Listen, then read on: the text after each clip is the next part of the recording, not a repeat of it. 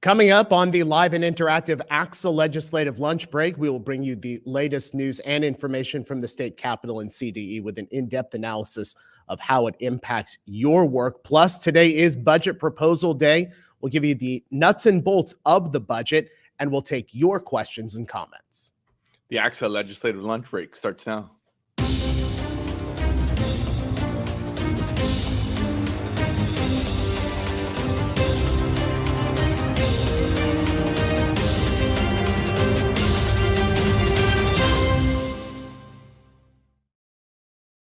And we welcome you at this 3 o'clock hour to the live and interactive ACSA legislative lunch break, along with Dr. Edgar Zazweta, ACSA's executive director. I'm Naj Alakan, ACSA's senior director of marketing and communications. Welcome. We are honored to have you back with us here as we kick off the very first show of 2024. Edgar, how are you?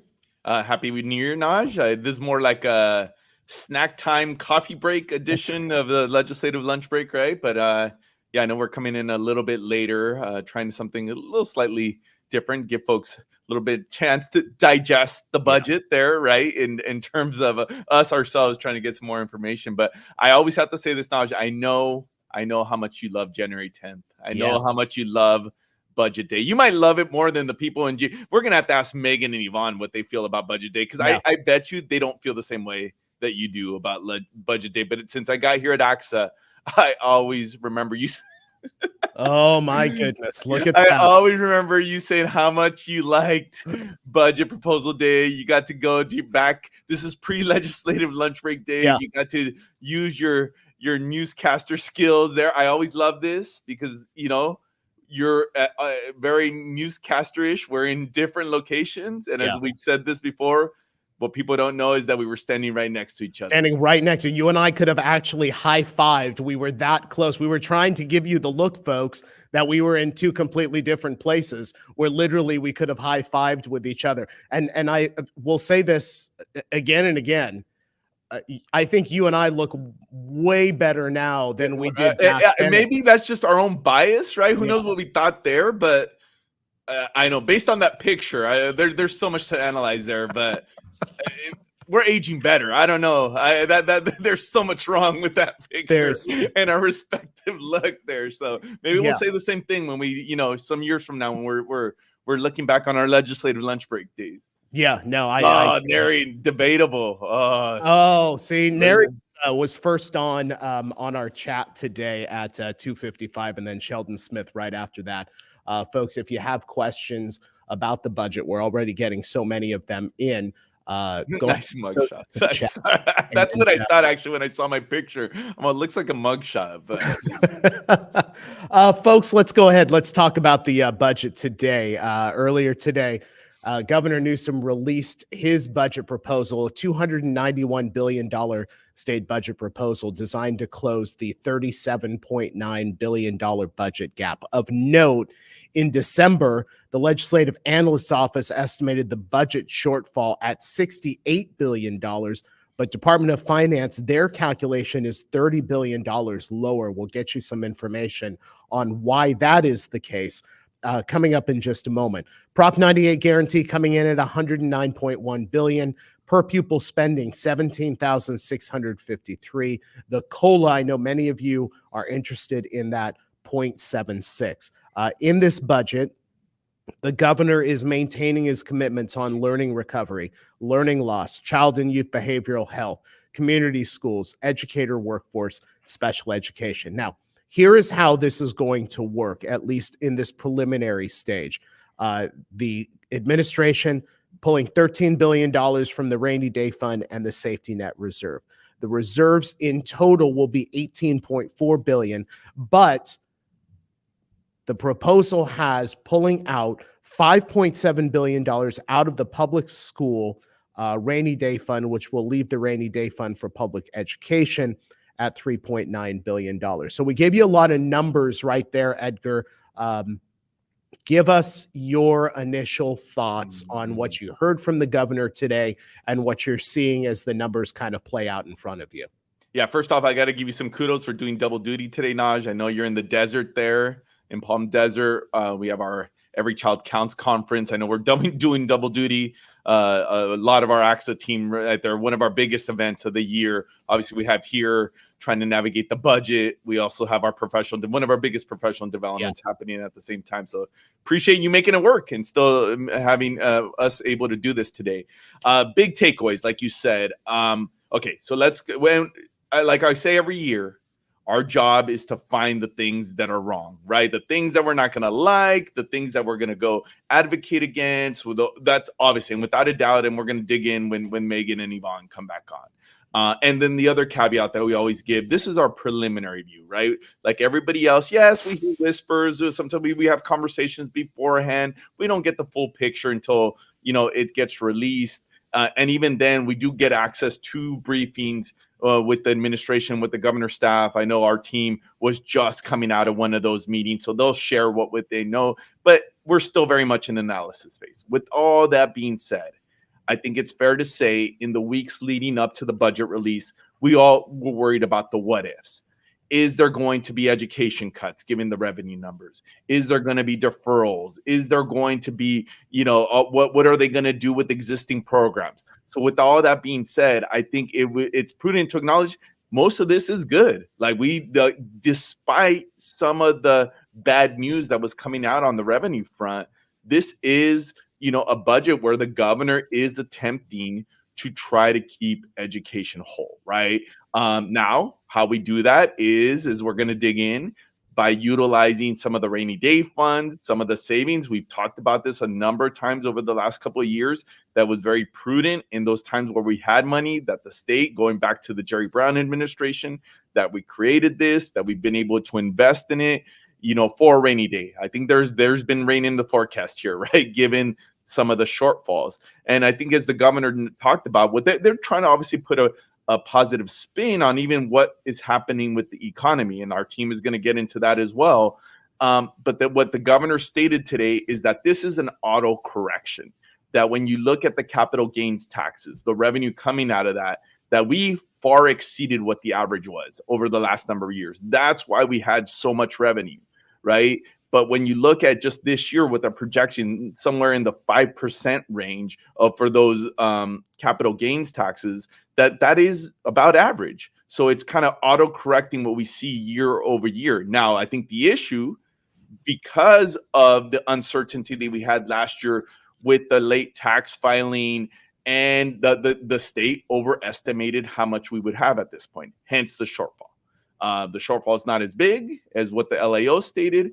So generally some good news, as again, to end where I started, our job is going to be to go look at where some of the places maybe they fell short, where places, opportunities for us to continue to dig in. But all told, the fact that we're not talking today about reductions, we're not talking about cuts, we're not talking about suspending Prop 98, I think we have to acknowledge that is a good thing.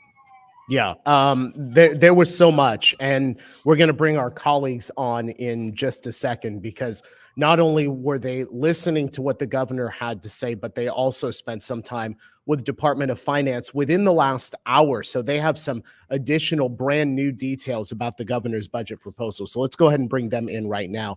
Yvonne Carrillo is the Senior Director of Policy and Governmental Relations here at ACSA, and Megan Baer, legislative advocate for ACSA. Yvonne and Megan, it's great to have you guys, our experts here for the budget, on the show today. Welcome to our first show of 2024. Yvonne, let me start with you. Big takeaways. Again, you were listening to the governor. He talked for quite a long time. You listened to him. You were part of that briefing over the last hour and a half or so with Department of Finance. Your big takeaways now that we have this in front of us.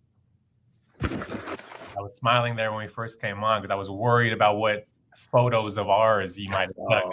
So I appreciate now you just gave Naj an idea, Yvonne. You set yourself up. So perfect. We're going to be talking plenty. I mean, this is not the last we've seen of you in the next couple of weeks. So seriously, here I go. I'm going to start drawing a picture of you, Yvonne. Here we go. I'm putting it together right now. I'll just pick up, Naj, right where Edgar left off. I think considering the figures and numbers that we saw out of the fiscal outlook report that the Legislative Analyst's Office put out just a short 4 weeks ago, and all the conversations about what that could mean for schools up and down the state, that this is generally positive news. I definitely want to acknowledge the governor and the administration's efforts to keep schools whole. The governor talked about that in his press conference. It was reiterated in the briefing that you just referenced that we had with the Department of Finance just a short while ago, that they are spending above and beyond the minimum 98 guarantee, that they're utilizing the Prop 98 reserve that's been built up in part to again really keep schools whole.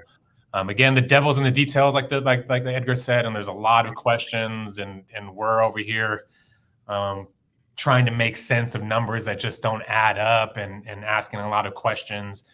But I would start there. It's generally positive news. Megan, just picking up, and I guess I'll ask you, do you like budget day as much as Naj does? I mean, I have to start there. I don't think anybody likes budget day. So, and Megan, I know this is a real busy day for you today, as we'll talk a little bit more about this, but not in addition to doing this, I know we're working on a analysis here on top of you going in and out of briefings with the governor's staff and others.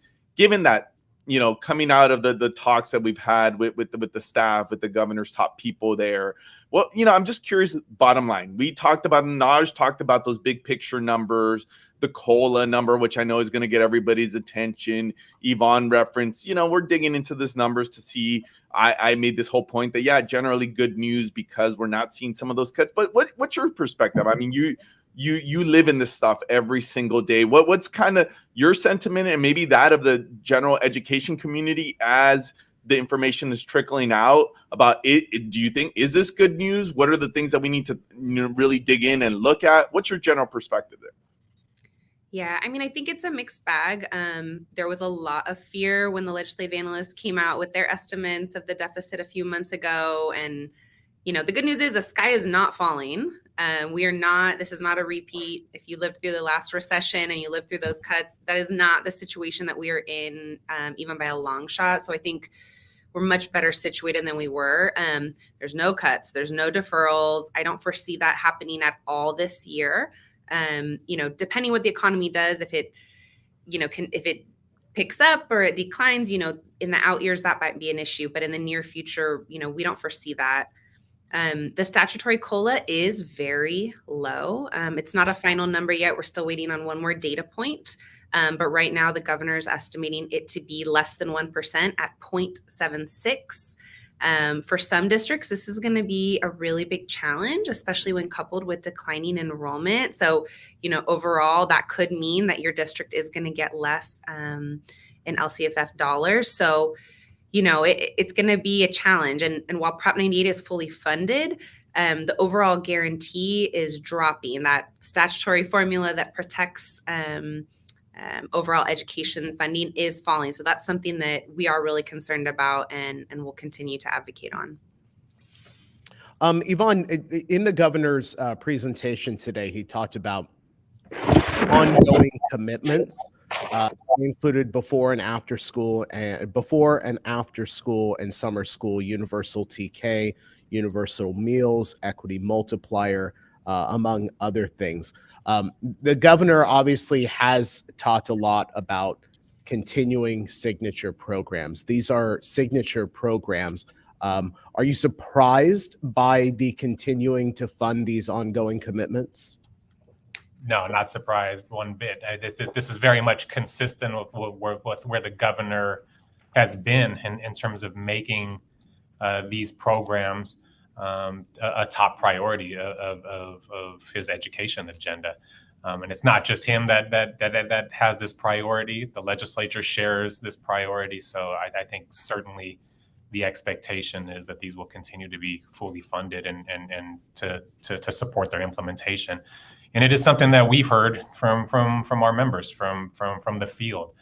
Is just the importance of staying the course, the importance of being able to rely on these funding streams as schools, as districts are in the process of implementing these things.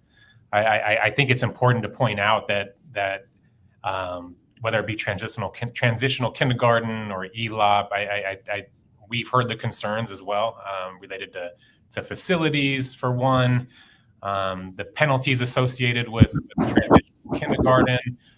So those are part of our advocacy efforts, certainly, but remaining committed, the commitments to the investments that have been made and fully implementing them is no surprise, and we're happy to see that. I see some folks asking about over appropriation, some of the big picture, and we'll definitely come back to all that. And we're gonna spend some time trying to get through a lot of those questions. So we're hitting on a few of those things, and then we'll circle back. So stick with us there. Megan, one of the things that I was reading as we were reading the summary this morning, which struck me as generally a positive thing, but like all things, we have to kind of dig in, is the state maybe giving some more opportunity to recoup ADA. I understand it's only limited to emergencies, but they also reference illness on one end. But I also know that it's coupled with maybe some requirements on other sections about districts having to offer, whether it be independent study or distance learning. Can you kind of uncouple that a little bit for us? Sure. So, there's some interesting proposals in the governor's budget summary. The detail is extremely limited, so I'll just caveat it with that. So there's a piece that I think, we have a lot of concern with from the outset that would require a district, whenever they have to shut down for an emergency that lasts more than 5 days, to offer remote instruction. We're a little bit concerned about that, what that means, especially when you're talking about natural disasters that typically affect communities, teachers, and staff. So, we'll be asking a lot more questions and looking for the more specific proposal. There was a more positive piece that I think we're really interested in as well, that would provide schools with an opportunity to do attendance recovery work with students. And that would count towards ADA for funding purposes. And also you could use it, it would count for your chronic absenteeism data purposes. So happy to see that piece. A little concerned about the requirement to serve students in, physical emergencies. I'm not sure how that gets operationalized, but we'll be engaging on these topics. Folks, if you do have questions for our team, go ahead and drop those into the chat, and we'll with some other questions. Anna, Derek, Rob, and Richard. So we'll tackle some of those coming up. Yvonne, let me ask you about facilities money. We post COVID, we've heard so much about the HVAC systems and all of that, but there are infrastructure issues with a number of schools and a number of districts. What did you hear about facilities? Yeah, two things to point out. One is that there is a proposal by the governor to delay funding that was built into an earlier budget, about $500 million to the full day kindergarten facilities program. So that was scheduled to be in the 24-25 fiscal year, but now it's being proposed to be delayed by 1 year.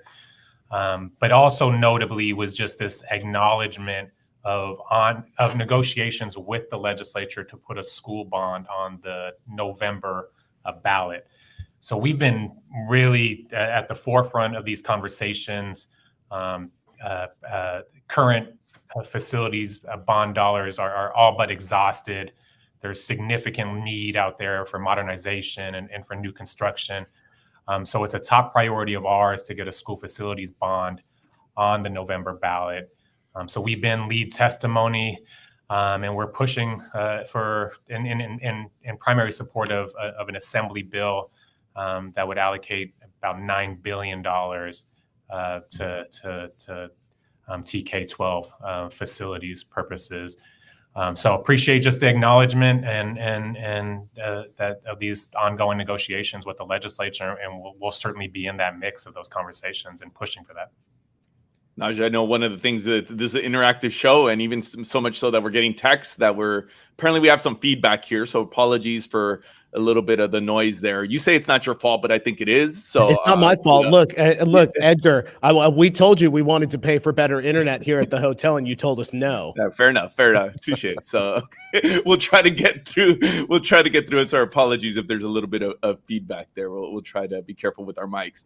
Megan, so we talked about obviously the use of the rainy day fund, and that is one of the ways that the state is able to maintain some of their commitments here in the current year and in the budget year, obviously, because they do it over the course of 2 years. So I know the question's already going to come up. Okay, well, should we be worried that if we're paying for ongoing commitments like LCFF with one-time funds, which is the rainy day fund, should we be worried about the out years, about what are we going to be able to afford that? What is the governor's office saying on that front? What are the projections what do they say the revenues are going to look like beyond this year? Yeah, so the governor is projecting that the economy is starting to pick up, and hopefully those projections, prove to pan out. There's a couple of different dynamics. I know I saw a couple questions in the chat. So a couple different dynamics that we are trying to parse out that are a little bit complicated, but Prop 98 is our baseline calculation for funding education. It's a formula that was created in the 80s, and it's based on fixed economic indicators. 40 years later, the economy is doing things that were never anticipated. And so the formula is behaving in ways that were never anticipated. So you are probably heard that the Prop 98 guarantee has dropped significantly. It's dropped $11 billion over the 3-year period. The governor is proposing to use, the good thing is we have the reserve accounts. So the governor is proposing to use those to backfill some of that. I think the danger here, and what we're going to be really careful to advocate for, is those reserve funds, while they fill the budget year whole, they don't count towards the minimum guarantee. So, the question is going to be the impact of the out years and what the out years look like. That's what we'll be advocating for, is to make sure education funding overall does not drop, and that we protect the overall funding levels despite whatever the guarantee is doing. But it is some complicated dynamics there that are happening. I'm going to go with a number of the questions that are coming in from our viewers. And so I'll have either of you chime in to answer some of these. Anna Seymour asks about, do we have an MYP COLA? I'm assuming that's a multi-year COLA. I don't know if you jump in on that. Yeah, we were just in a briefing, and Department of Finance said that the out-year COLA estimates should be made available here, maybe even as early as tomorrow morning. So we don't have them yet. All we have is the figure for this year. But as soon as we get those, we'll make you all aware. Okay. Derek Jackson asks, makes a comment. I'm laser focused on the ELOP budget numbers. What do we have on that right now? The governor has not made any changes to that program. He's the funding amount that was allocated last year will continue to be allocated this year. So no increase, but no decrease either. Okay. Rob Martinez asks, how does the use of the rainy day funds impact a district's ability to keep an ending fund balance in the budget year or next year, because many are carrying huge ending balances? Yes. So I think, Rob, you're talking about what we call the reserve cap policy that we fought against here at ACSA and unfortunately was passed. But despite pulling money out of the reserve, the reserve cap is still triggered. So that no more than 10% policy, that is still continue to be triggered just like the last couple of years, despite the reserve being tapped. Mm-hmm. It looks like we've covered most of them, and I'll give folks a chance to throw in any last questions there while you folks talk about both next steps and, big takeaways and what comes next. I know we always say this, and I'm sure the folks that watch us here are probably schooled at this point and know that this is the first step in the process. But even in the first step in the process, I know there's still more information to come. And I think it's always good to remind our folks about the trailer bill and, the facts and figures that you were mentioning, Megan. I'll give you guys a chance to what are the things that we as a team are going to be keeping an eye out? What do we think is what comes next in this process? Yvonne, I'll let you start and then go with Megan. Yeah, no, I think immediately on our end is to make sense of all the numbers, because there's just a lack of full clarity that in the information that's currently provided. And so we will be continue to be engaged in briefings and in meetings and conversations with the administration to ask for specificity around how all these numbers add up and what exactly they mean. But then certainly we're waiting on trailer bill language, as you referenced, and details of these programs and many more that aren't even included in the summary or in what we heard from the governor will come to light in trailer bill in the coming weeks. So we'll be digging into that and making sure that everybody is aware.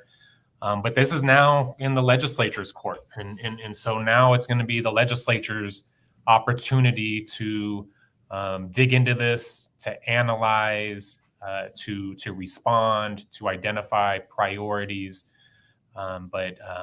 Yeah, we'll be watching revenue numbers, and we'll be deeply engaged in this, to say the least.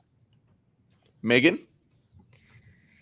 I would just remind folks, this is just the first offer of a 6-month negotiation. This is the beginning. The final budget is always going to look different. We are going to weigh in, looking at all the things, all the pieces are going to come up, like Yvonne talked about.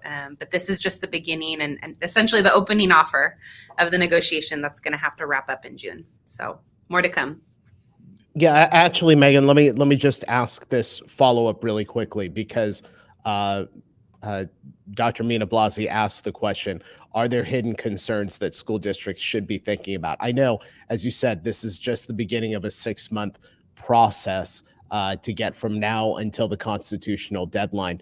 Is there one thing maybe that might pop up that you think districts should be aware of that maybe we're not seeing at this point?